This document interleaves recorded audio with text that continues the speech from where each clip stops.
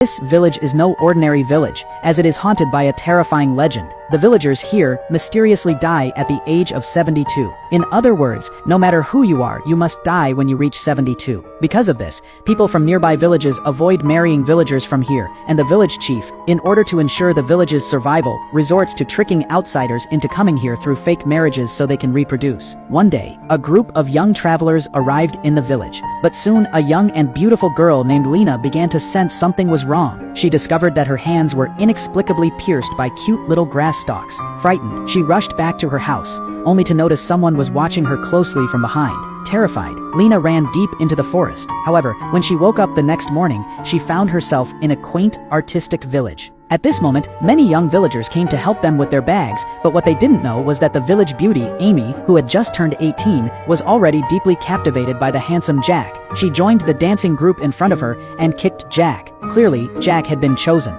The next day, a horrifying ritual awaited them. This was a ritual that could only take place when one turned 72. Upon seeing it, the group almost vomited the dinner they had eaten the night before. Several young people couldn't bear to watch and turned to leave the cursed place. But as they were about to leave, Johnny accidentally urinated on the village's sacred tree. The villagers, upon seeing this, were furious and immediately surrounded him. They took him into a small dark room. After packing her things, Lena waited but didn't see Johnny, who had urinated earlier. They thought he might have gotten lost, so they decided to stay for a few more days. During lunch, Jack accidentally felt something strange in his mouth. When he reached in to check, he discovered he had eaten a curly hair. What he didn't know was that Amy from the village was staring at him intensely at that moment. After this incident, strange events kept happening. John, who had been next to Jack, mysteriously disappeared. The next day, the villagers prepared a game for them, but Jack's body began to behave oddly. It seemed as though he was under some kind of spell, his gaze often drawn to Amy in the village, and Amy also seemed to be sending him some kind of message with her eyes.